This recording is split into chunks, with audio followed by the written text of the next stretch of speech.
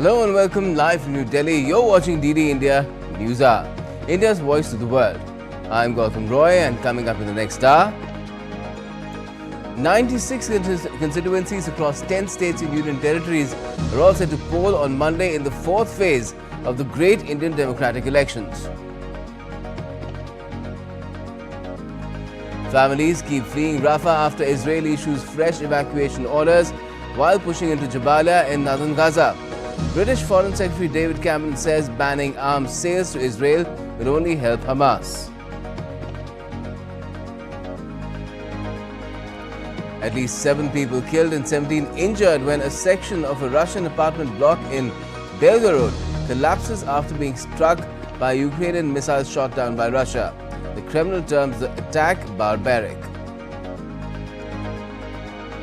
And protests by agitators against high prices, taxes and other hardships in Pakistan-occupied Kashmir rage on for the third successive day. At least 1 police officer killed and 90 others injured.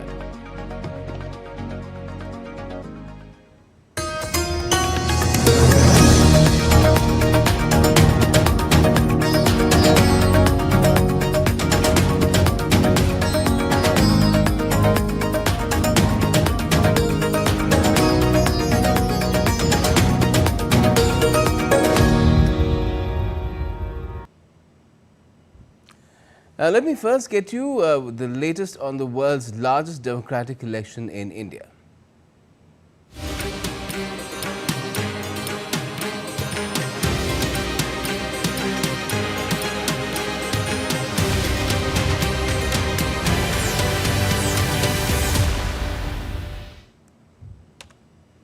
Now, the stage is set for the fourth phase of the polling for the 2024 Indian parliamentary elections on Monday.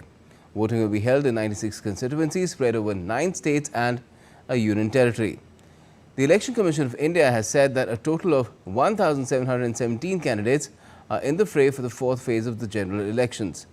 Voting for single-phase assembly polls in Andhra Pradesh for 175 seats and 28 legislative assembly seats for Odisha are also going to polls in this phase. Also in this phase, over 19 lakh polling officials are deployed across 1,92,000 polling stations. The voting will begin at 7 in the morning and end at 6 p.m. Polling time in certain assembly segments of 17 constituencies of Telangana has been extended to increase voters' participation. According to the Indian Met Department, the constituencies going to polls in this phase are likely to experience normal to below normal temperatures. The Weather Department added that there will be no heat wave-like condition in these areas. However, for the convenience of voters, the Election Commission has made meticulous arrangements at all polling stations.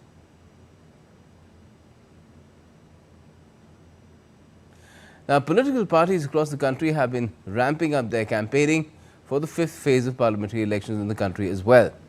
On the 20th of this month, polling will be carried out in 49 constituencies in 8 states and union territories. Here's more in this report. The campaigning for the fifth phase of general elections has gained momentum, with leaders from all political parties are holding rallies and engaging with voters. In next phase, the elections will be held in 49 constituencies in 8 states and union territories.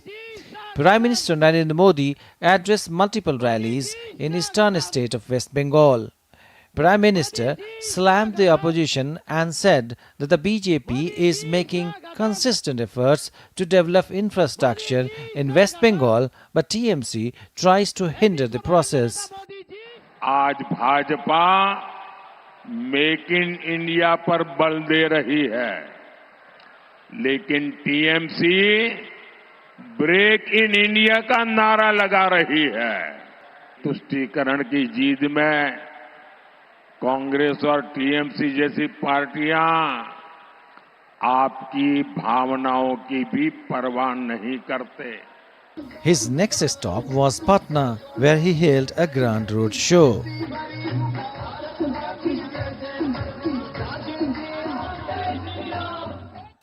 Senior BJP leader Amit Shah campaigned in Pratapgarh and Raebareli in eastern state of Uttar Pradesh. Shah accused Congress leader of never visiting their constituencies after getting elected from Raebareli. Out on bail in liquor case, national convener of Aam Aadmi Party, Arvind Kejriwal, on Sunday announced 10 guarantees of Kejriwal to alleviate inflation and unemployment from the country. Congress leader Priyanka Gandhi campaigned in Raebareli, which will go to polls in fifth phase. Priyanka accused the ruling BJP government in the state for privatizing government departments. आपने देखा होगा यहाँ गांधी जी ने ITI शुरू किया, ITI खोला, design institute आया, अमेठी में डिजाइन इंस्टीट्यूट, बीएचईए, एचईए जैसी बड़ी बड़ी संस्थाएं आई। ये सरकारी संस्थाएं होती थी, इससे रोजगार मिलता था। अब आस्ते आस्ते इनकी जो सब्सिडी है इनका निजीकरण हो रहा है। ठीक है, निजीकरण बुरा नहीं होता अपने आप में, लेकिन अगर सारी देश की संपत्ति उठाकर प्रधानमंत्री 4-5 बड़े-बड़े खरबपतियों को दे दे तो ठीक नहीं होता। While Samajwadi Party chief Akhilesh Yadav addressed many rallies in Uttar Pradesh, Barabanki and Mohanlalganj, Yadav affirmed faith in voters and stated that the UP would secure the maximum number of seats for India Alliance. Now, the southern state of Telangana is all set for parliamentary elections on Monday as well. All 17 constituencies of Telangana go to polls in the fourth phase. DD India's Akshay Dongre has filed this report on the preparations for the elections in Telangana. Polling preparations in full swing in Telangana's capital Hyderabad ahead of the general elections. Polling officials checked their equipment before leaving for their designated polling booths in the state. All the 17 constituencies of Telangana go to polls in the fourth phase of general elections. Elaborate arrangements have been made to prepare the state for the election process. EVMs have already been commissioned, ballot papers, ballot units, everything is ready. As you are aware, we are having 16 out of 17 constituencies where the number of candidates is more than 15. So we had to use the second and third ballot units. So all those arrangements are all in place. The Election Commission of India has deployed thousands of polling officials for the polling day. Approximately 200,000 polling personnel have been deployed. Over 35,000 polling stations have been set up in the state. 54 polling stations have been set up for less than 100 voters. Approximately 300,000 personnel have been deployed for the polling duty. Approximately 13,000 micro-observers deployed. I am very excited to do my duty. It's our national duty. And I am very excited and I am proud I am doing this. I got an opportunity to do this duty. The polling officials say that being part of the world's largest elections is a proud moment for all of them. Election Commission of India has taken elaborate arrangements for conducting a fair and honest elections for the Lok Sabha. This is the world's largest democracy and we are very happy and fortunate that we have been assigned to such a job wherein we are conducting the election. I feel very proud, and this is the world's largest democracy. I feel proud to be a part of this democracy, and this HOP House of People elections is going on, and here in Akbarbagh DRC everything has been arranged meticulously. From collecting electronic voting machines to observing transparency in the voting process, the polling officials who come from all walks of life share the biggest responsibility in making the elections free and fair with their contribution and dedication throughout the polling process. The world's largest democratic elections in the world's largest democracy involves a vast and a complex process. However, it is the hard work of these polling officials around me that not only make it possible, but a smooth and a transparent experience for the voters as well. With camera person Vakant Sharma, I'm Akshay Dongre, DD India, Hyderabad.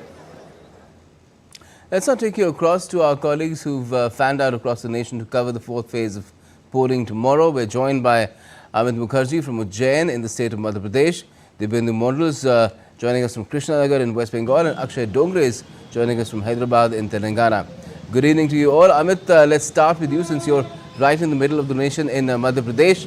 8 seats in this phase. The 2019 turnout for the entire state was 71.2%. It seems the weather is going to be kind tomorrow, relatively speaking. So will MP do better this time around compared to both the last 3 phases and the 2019 elections? Hi Gautam. Yeah, it seems that the weather gods are pretty pleased out here. In fact, in the evening, Ujjain received a bit of showers. But we had a drizzling out here. And it is indicative of the fact that the weather will also remain similar tomorrow. In fact, we saw a lot of clouds floating around over the city, and that gave some respite from the scorching heat out here.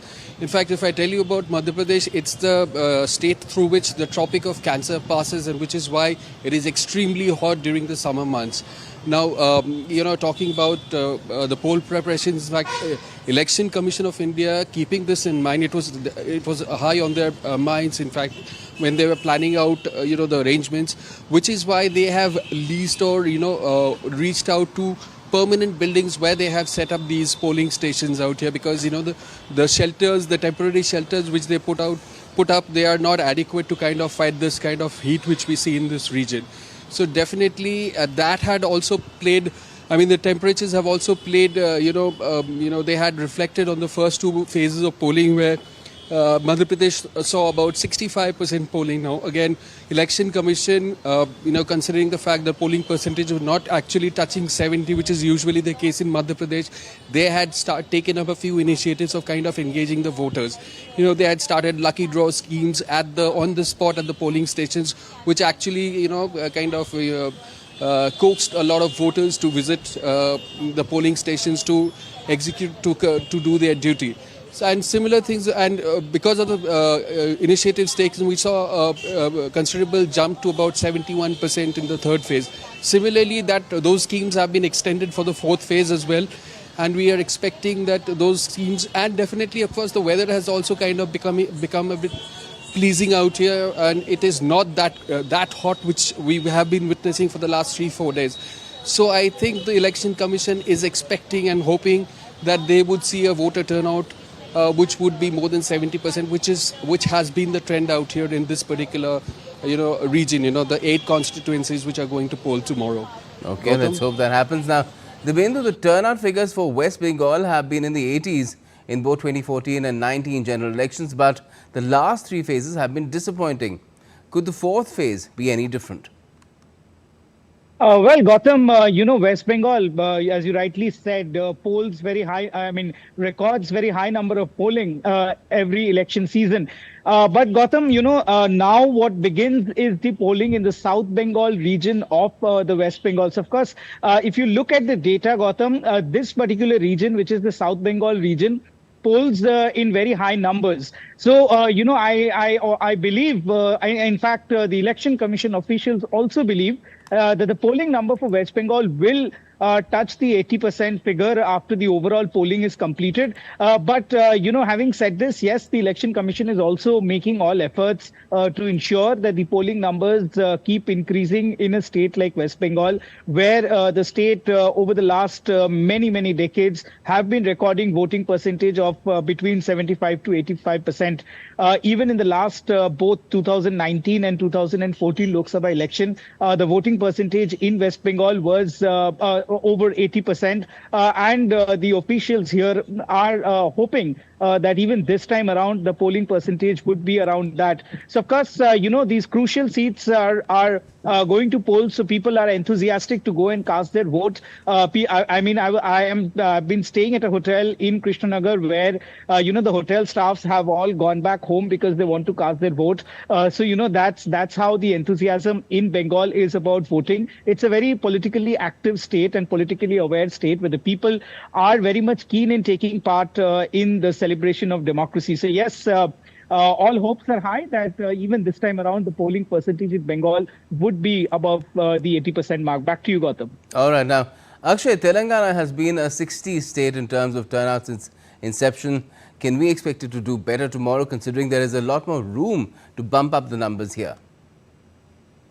Well, absolutely, Gautam. In fact, when it comes to Telangana, the voting percentage has relatively has remained high, but higher than the national average as well on certain occasions. However, when we look at tomorrow's polling day, it is again with the coming just right next to a weekend, and generally when we look at the urban constituencies, it has not been a good day. But when it comes to the voting percentage is concerned, because if the polling day is on a Friday or on a Monday, people club the voting day along with the weekend, and they usually go out on long weekends getaways, and that has been one message that the election commission has been giving as well, that people should consider voting not only as their right but as their responsibility as well, and they should consider taking part in the polling procedure. But however, when it comes to the rural areas, yes, certainly the election commission of India has made all the elaborate arrangements. In fact, there are about 54 polling booths that have been set up with only, or rather with less than 100 voters. There are a few polling booths that have been set up with less than 25 voters as well. So the polling bodies are doing all of their work. The polling officials are doing all of their work. Now it's time for the voters to in fact turn up in adequate numbers and cast their vote, choose their government, and fulfill their responsibility as well while exercising their right. So while the election commission is hoping for a higher percentage, it remains to be seen that in terms of politics, how much people will be interested in actually getting out of their homes and not taking a long weekend here, at least in Hyderabad and other cities, and in fact turn up in huge numbers. Back to you. All right. Let me come back to you, Amit. The phase 4 elections are in what is called the Malwa-Nimar region in Madhya Pradesh. Now, what kind of voting traits has it had in the more recent Lok Sabha polls, and what do these tell us about the possible outcome this time around? Well, Gautam, traditionally these three parliamentary constituencies where the elections are happening tomorrow are the strongholds of BJP. Now, if you look at 2019, BJP made a clean sweep on all these 8 seats. Now, the only seat this time where some challenges have been thrown up at BJP is the tribal constituency, where a large portion of that constituency falls under tribal areas. This is the Ratlam constituency. Now, the challenges have come up. This has been evident post the assembly elections which had happened last year. Now, if I look at Ratlam constituency, it has about 8 assembly constituencies. Now, each parliamentary constituency is made up of several assembly constituencies. Now, Ratlam has got 8. Now, during the assembly elections, it was 50-50 for both BJP and Congress, which means that Congress got 4 and even BJP got 4. But again, there were certain, upside as far as polling percentage was concerned, and it was in favor of Congress, which is why a lot of emphasis is now being given on this particular constituency. And, both the political parties, which are the arch rivals out here, the fight is a direct fight between the two parties. They are concentrating on the tribal people. Now, BJP has been focusing a lot on development. Prime Minister had unveiled several projects in the month of February to the tune of about 7,500 crores.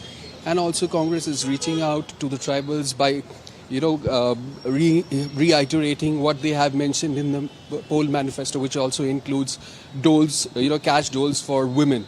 In fact, a controversy was recently wrecked up, where one of the leaders had said that, people with 2 wives will be getting about 2 lakhs of rupees. But that aside, yes, a lot of emphasis is now there on this Ratlam belt, and that seems to be a good fight between the two parties.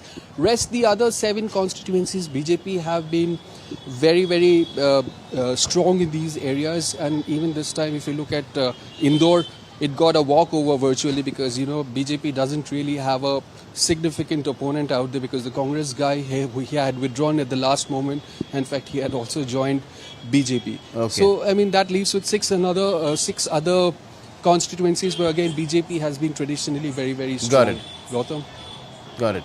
Now, the 4th phase is quite interesting in West Bengal as well, because each of the 3 main contenders have a lot to lose in this phase considering the personalities involved. Could you elaborate on those dynamics of this phase? Well, Gautam, that's right. The Krishnanagar seat, let's first begin with the Krishnanagar seat. It's, of course, a very hotly contested seat because of the fact that the Trinamool Congress's vociferous Mahua Moitro, whom we have seen taking on the BJP in the Indian Parliament, and also recently being involved in a controversy for cash for query case. She was suspended from the Parliament. So, of course, she is again seeking re-election from this constituency here in West Bengal, and also she's fighting against the BJP's candidate Amrita Roy. She's the queen mother of Krishnanagar, famously known as Rani Ma. So, of course, the BJP put her as the candidate because the BJP has taken it upon themselves to defeat Mahua Moitro from here. So, of course, the contest and Gautam, remember in the last election, in 2019, Mahua Moitro won by just about 50 to 55,000 votes, which is not much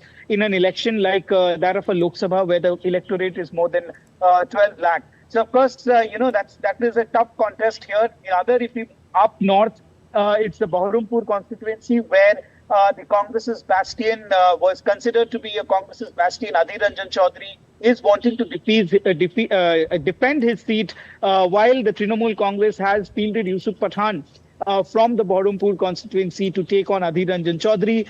The TMC is determined to defeat Adhir Ranjan Chaudhary because they believe that it was for him that the alliance in Bengal with the Trinamool, the Congress and the CPM, which is the part of the India alliance, did not take place. So the Trinamool Congress is taking Adhir Ranjan Chaudhary head on.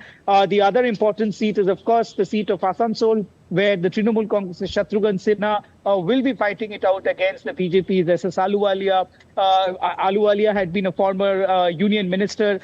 He is now moved from the Bardhaman Durgapur seat to the Asansol seat. Former BJP's national state president Dilip Ghosh is also contesting from that particular seat now, which is the Bardhaman Durgapur seat, against again a former cricketer, Kirti Azad. So, these big names contesting in this elections, in this phase here in West Bengal. So, of course, it's an interesting fight. It's an interesting battle. As you rightly said, lots at stake, lots to lose for the people or for the political leaders who will be losing in this phase of election. But from the ground, what I pick up, Gautam, is that in most of these constituencies, the battle is tough. It's not easy or a walkover for any of the political parties that are contesting here. Back to you. All right. Now, Akshay, how significant is the anti or pro-incumbency factor in Telangana? Because there are two polar opposites to consider here. The Congress came to power in the state just a few months ago. So the people will be weighing its state initiatives, while they will also consider what the NDA has been doing at the centre for the last 10 years.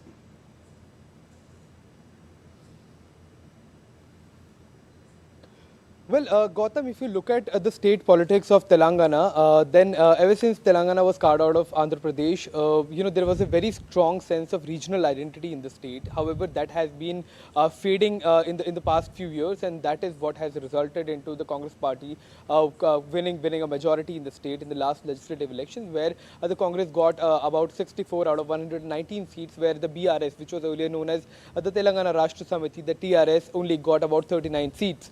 So clearly, that goes on to show that the people have in fact parted ways when it comes to voting vehemently for a regional party like TRS to going to and voting for a national party. However, while it is too early for anti-incumbency factor to weigh in or to set in into a state like Telangana, where the new government has only spent about 6 months as far as the ruling the state is concerned, but they had made a certain promises to the people of Telangana. In fact, during the election, 6 promises were made to the people, where from reservation to jobs and other things as well, which they could not fulfill in those 100-day timeline, and that has upset a lot of voters in the state who are waiting for the Congress government to fulfill onto those promises. Okay. So that can become a disadvantage for the Congress party here. BRS, already we are seeing that their voter base has been shrinking, yes, whereas BJP has been trying to expand into the state. But when it comes to the national issues as well, the people of Telangana may in fact give some advantage to the Bharatiya Janata Party when it comes to the road infrastructure. Okay. Or when it comes to let's see, we'll find out only on the 4th of June, but let's hope that they come out in good numbers and poll tomorrow quite well. Thanks a lot for joining us to talk about the latest where these states are concerned, concerning the 4th phase of polling which takes place in, of course, 96 constituencies across 10 states and union territories across the country tomorrow. Thanks. And we're taking a quick, in fact, we're getting you another update really related to the elections. In Uttar Pradesh's Kannauj, a perfume factory becomes a haven for skilled artisans who, under the scorching sun, infuse each bottle with creativity and a special scent. As the upcoming general elections of 2024 approach for this constituency, these artisans hold certain expectations. Take a look at this report from our correspondent Siddharth Bhardwaj. In Uttar Pradesh's Kannauj, workers in this perfume factory are busy crafting scents. They are skilled professionals and have mastered the art of creating mesmerizing fragrances. In this scorching heat, they pour their creativity in each bottle, all set for the market shelves. They receive a monthly salary of around 8,000 to 9,000 rupees, which they argue is insufficient to provide for their families. With the upcoming polls, they anticipate improved facilities to address their needs. Salary मिलती है 9,000 रुपये, तो मुश्किल से मतलब परिवार चला पाते हैं। खेती में भी सुबह काम करते हैं, तब आते हैं। 10,000 की नौकरी करते हैं यहाँ, और घर परिवार हमारा चलता है और खेती बाड़ी करते हैं। अच्छा तो यही है कि जो ये सरकार सही चले और जो है हमारा विकास होए, शिक्षा है सही होना चाहिए, स्कूल कॉलेज बच्चों की शिक्षा मिलना चाहिए। मेन बात तो ये है मेरी सबसे ज़्यादा। The average production in the perfume factory here is about 20 kilograms per day. Now it is going on of Atar Mehendi. So Atar Mehendi is a flower which only we get in the like eastern region here in Uttar Pradesh. We have a production capacity of say around 20 kgs, and minimum to is like I cannot tell. Kannauj has 350 small and big distillation units engaging 8,000 farmers who supply raw materials to them. It engages 40% of the local population in this business directly or indirectly. At Kannauj's perfume factory, each fragrance is a tale and every worker is a keeper of his history.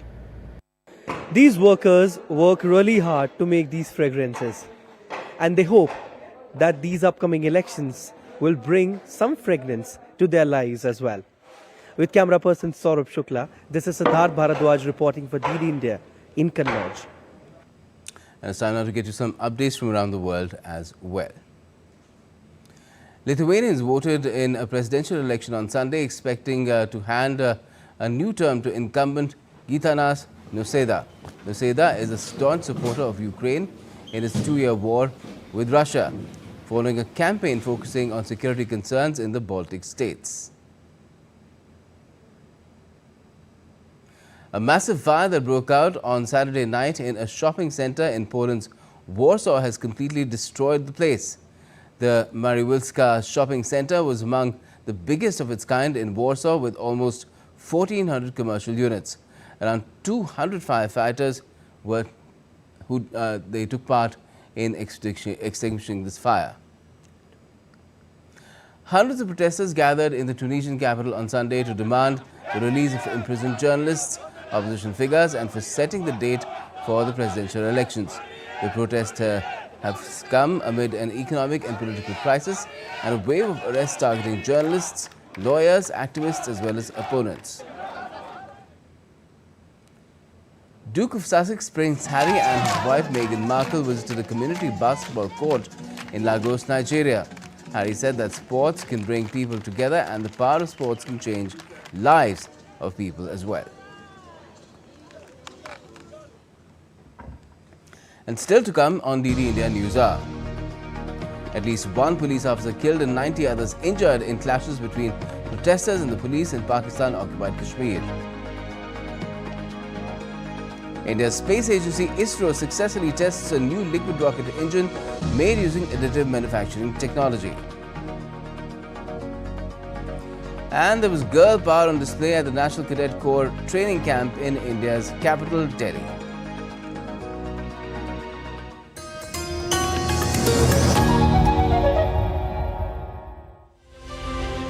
as India decides in the world's largest election. We help you feel the pulse of the nation. I am Sakal Bhatt. I am Shubhendu Ghosh. This election season, join us on a journey of India. We are in Assam. This is the tea city of India. From down south, Tamil Nadu. Discover the colors of democracy. Gateway to northeast of India. Coastal state of Kerala. Watch Poll Pulse on DT India.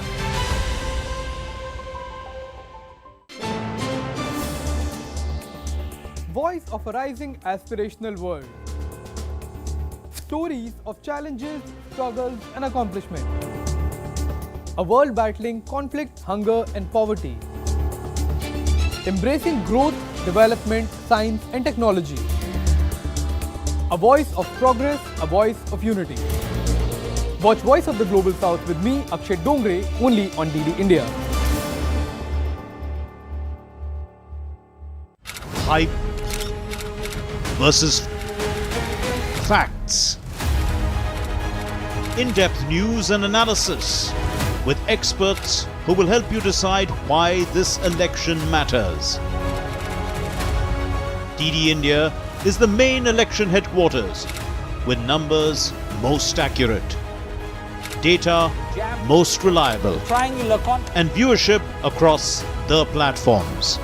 Stay tuned to the Great Indian Election only on weekdays at 8:30 p.m. IST and 1500 hours GMT.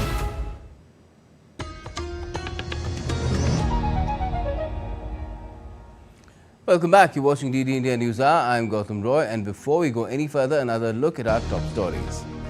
96 constituencies across 10 states and union territories are all set to poll on Monday in the fourth phase of the Great Indian Democratic Elections. Families keep fleeing Rafah after Israel issues fresh evacuation orders while pushing into Jabalia in northern Gaza. British Foreign Secretary David Cameron says banning arms sales to Israel will only help Hamas.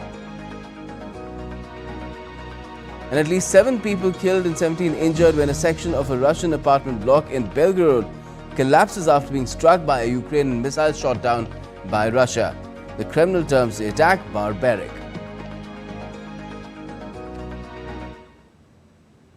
On to another of our top stories. Pakistan-occupied Kashmir has been hit by civil unrest, and a massive crackdown has been launched by the authorities to suppress the protests that have spread across the occupied region.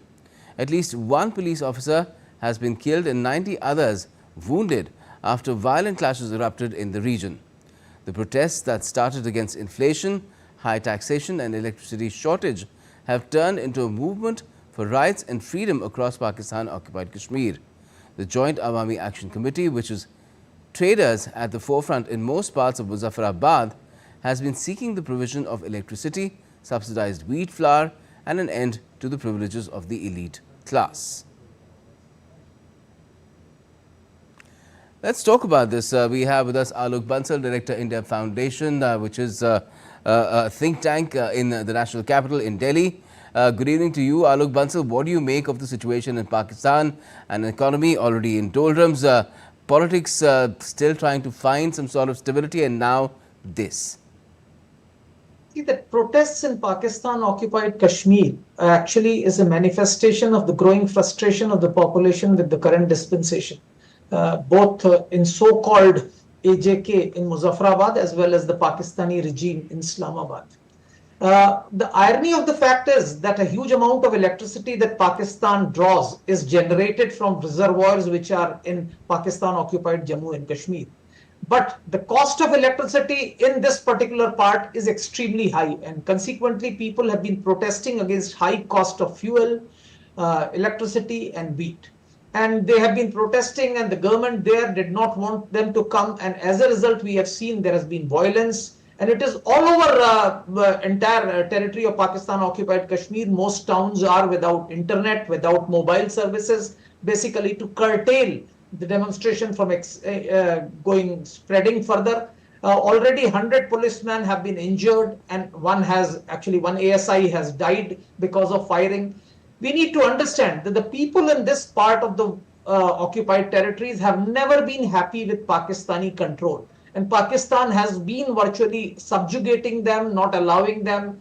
Of course, there is a political undertone to it because the current regime in Pakistan occupied Jammu Kashmir is from the PML, and the way this government was brought into power by dislodging the previous PTI government has of course created certain amount of resentment within the population. And in this particular present demonstration, the PPP, which is the party of the Pakistani president, is also supporting the demonstrators. And consequently, just about an hour ago, or I think slightly more than an hour ago, Pakistani government, POJK government has accepted all the demands of the protesters. I still don't know whether protests will stop, but they have come out with the official communique that we are accepting, we'll roll down the fuel prices, we'll roll down the electricity prices, and we'll provide them subsidy on the wheat flour, which has been one of the main demands. So let's see how it counts. But the fact is that the people in Pakistan occupied Jammu and Kashmir have been treated virtually as subjects of Pakistan, and Pakistan army and the security agencies rule the roost. Yes. Even if these demands are granted, we cannot be sure if issues will not snowball further because of the kind of repression that people have been subjected to. And now, since the government did not expect such a backlash, it's kind of backtracking. And even if it backtracks, Alok Bansal, do you think the kind of economic situation that there is in Pakistan, I'm sure a similar situation would be there in Pakistan occupied Kashmir government as well, would it be able to really fulfill these promises or these concessions that it's made to the people? I think these concessions may last just a few days because they don't have the economic muscle to actually provide subsidies or roll back.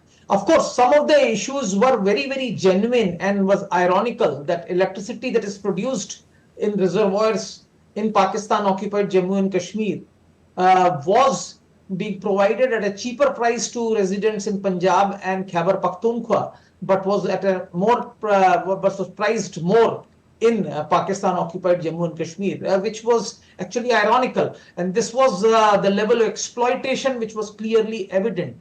But we need to understand that the population here is uncomfortable with Pakistan's occupation, and whenever they get an opportunity to voice their discontent with the regime and Pakistan, they come in the forefront and do so. In fact, there were reports that many deputy commissioners and commissioners had resigned. Of course, now that has been refuted. There were so many places where slogans against army were raised. So this is primarily a manifestation of people's frustration with occupation of Pakistan. And whenever they get a small opportunity or any small trigger that triggers this sort of protest, in fact, a small spark can actually... Right. Alok Bansal, I've also seen reports where posters sprung up saying that the POK should merge back with India.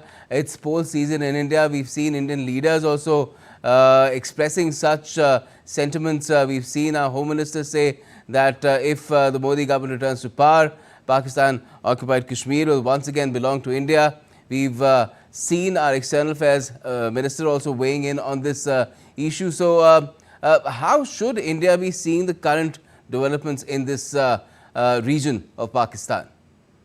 See, we have no doubts that the people in this part of Jammu and Kashmir, which has been under the illegal occupation of Pakistan, are unhappy with Pakistan and they keep protesting. And in fact, during the current protest, they actually carried out a campaign showing the comparison of prices of electricity, wheat flour and petroleum products in Jammu and Kashmir and in this POJK, and they showed how much is the difference. There were also, I presume, there were some slogans pro-India. There were, I think, some places where Indian flags were hoisted, though of course the Pakistani authorities and POJK authorities are saying there were certain extremists who had infiltrated the ranks of these demonstrators.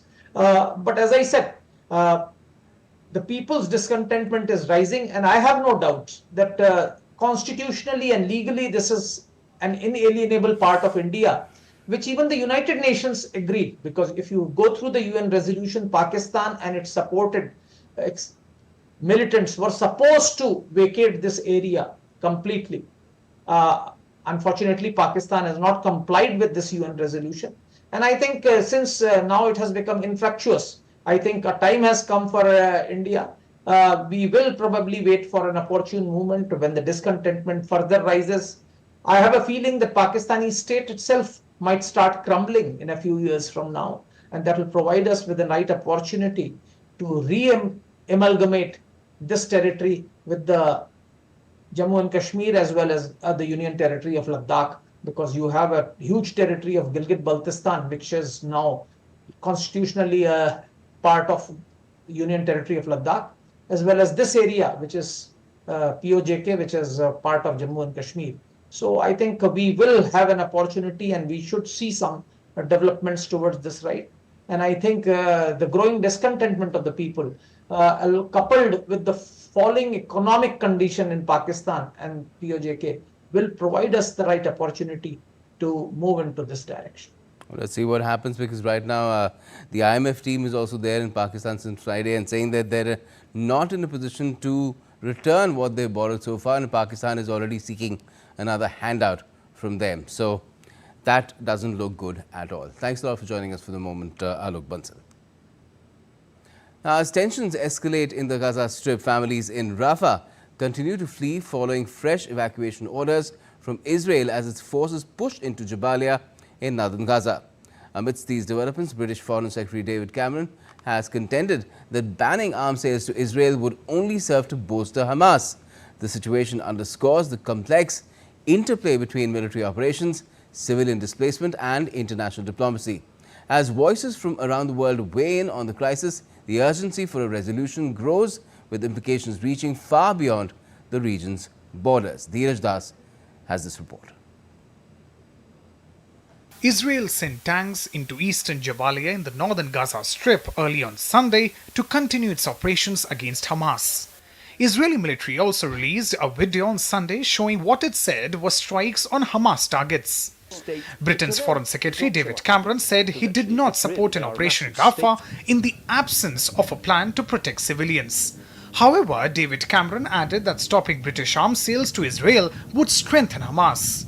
I think there is a better answer, which is, Hamas must take the hostage deal. You get the pause in the fighting. You build a ceasefire out of that.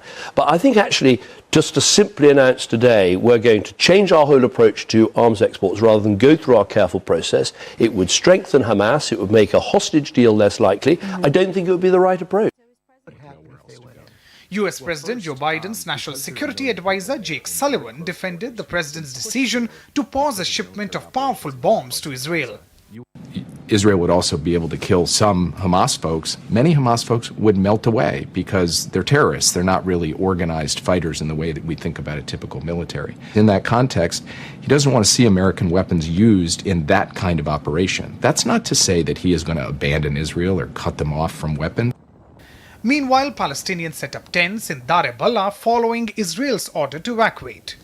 Early on Saturday, Israel had called for Palestinians in more areas of Gaza's southern city of Rafah to evacuate and head to what it calls an expanded humanitarian area in Al-Mawasi. Efforts are also on for a ceasefire. We call on everyone to practice these negotiations with flexibility to reach a ceasefire because the humanitarian situation is unbearable. Thus, the parties must reach an agreement.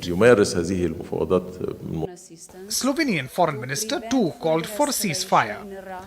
So everything we can do to ensure that there is a ceasefire, that there is additional humanitarian assistance to prevent further escalation in Rafah and reopening of border crossings, and serious discussion about the further political architecture, meaning two-state solution, to seriously implement it with the purpose of living in security and peace, Israelis and Palestinians side by side. Israeli military says Operation in Jabalia is aimed at preventing Hamas from re-establishing its military capabilities there. Dheeraj Das for DD India. And let's now take a look at some other updates coming in from across the country as well. The Indian Space Research Organization, ISRO, successfully tested the new liquid rocket engine manufactured through additive manufacturing technology. The test was successfully carried out at ISRO Propulsion Complex in Mahendragiri in Tamil Nadu. The fourth Joint Committee meeting of the review of ITIGA, that is ASEAN Trade in Goods Agreement, was held in Putrajaya, Malaysia.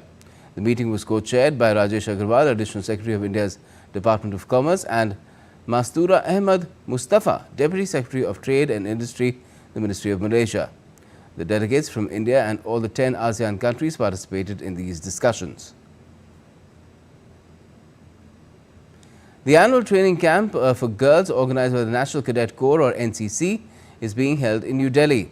A total of 493 girl cadets from 12 schools and 7 colleges are taking part in training in this camp. Girl cadets are getting training in map reading, knowledge of weapons and knowledge of various firing positions. Some other areas of focus include inculcating the spirit of patriotism, importance of discipline and self-defense. And still to come on DD India News Hour. In the Indian Premier League, Chennai Super Kings keep their playoffs hopes alive by making short work of the Rajasthan Royals by 5 wickets. Indian wrestler Aman Sehrawat secures an Olympic quota in the men's 57 kg freestyle category. And the official poster of the 77th Festival de Cannes is raised above the Palais de Festival.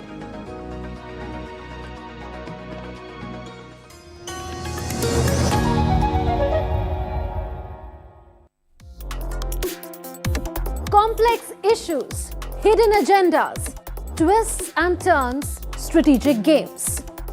We think all dots are linked. We just need to connect them. Join me every week as I connect the dots to unravel hidden designs in statecraft, mysteries, and decode issues that matter to you.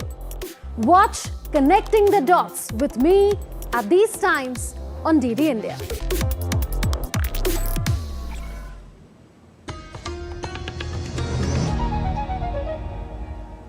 Welcome back. You're watching DD India News Hour. I'm Gautam Roy.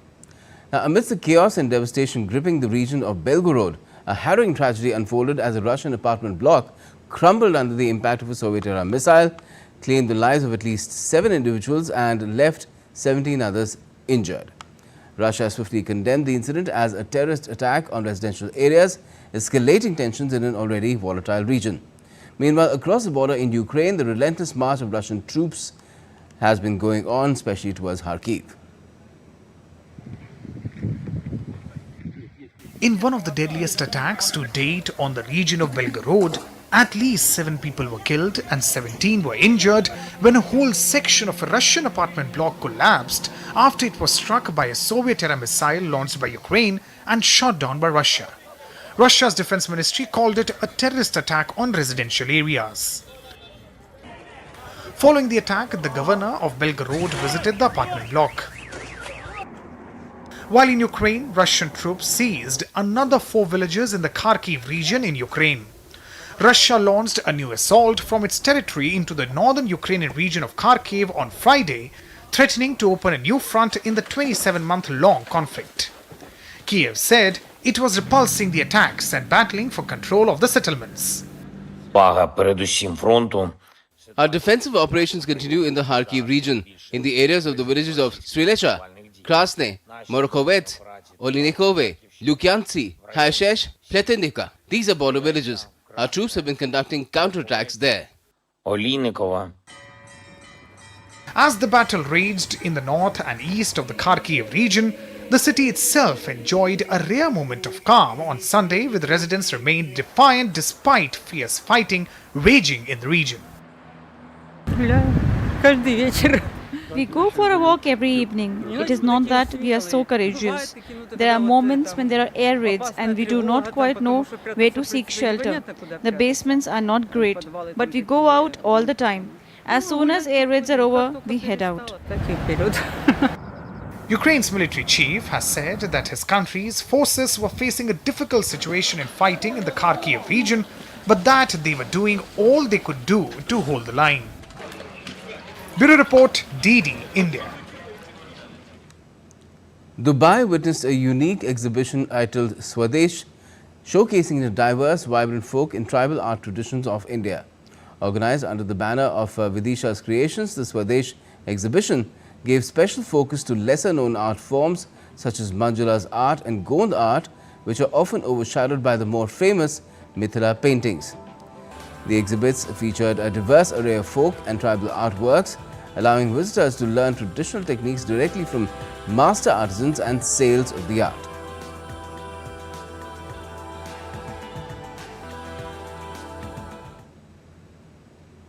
Celebrating the rich cultural heritage of Nepal, local communities organized the Mahalakshmi Jatra in various parts of Kathmandu Valley. The Mahalakshmi Jatra in Kathmandu Valley started on Akshaya Tritiya day of Baisakh month and continues for 3 days, culminating today, that is on Sunday, in several localities as Banepanala and Panoti of Nepal. It is a traditional festival celebrated in honor of the goddess Mahalakshmi. During this Jatra, devotees gather to worship the goddess, take her in a chariot to take a round of the village and play with vermilion, completely coloring the streets red through which the chariot moves. During this Jatra, devotees gather to worship the... And the official poster of the 77th Festival de Cannes was raised above the Palais de Festival on Sunday. This year's image is taken from Japanese filmmaker Akira Kurosawa's 1991 film Rhapsody in August. Festival organizers said the poster serves as a testament to the power of cinema, which gives voice to all. This year's festival will begin on the 14th of May.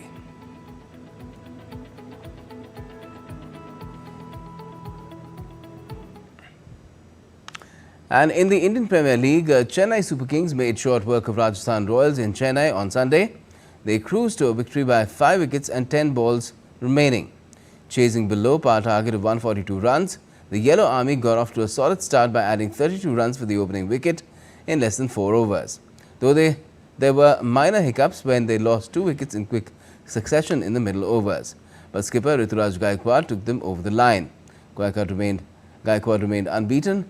At 42, CSK batter Ravindra Jadeja became only the 3rd player in the IPL history to be given out obstructing the field. Earlier, CSK bowlers used the slow pitch to their advantage. Tushar Deshpande and Mahesh Kshana were excellent with the new ball. Simarjeet Singh took 3 wickets, reducing Rajasthan Royals to 113 for 3 in 17 overs. However, Riyan Parag scored a quick-fire 47 of 35 to take the Royals to a modest total. Indian wrestler Aman Sehrawat lived up to high expectations.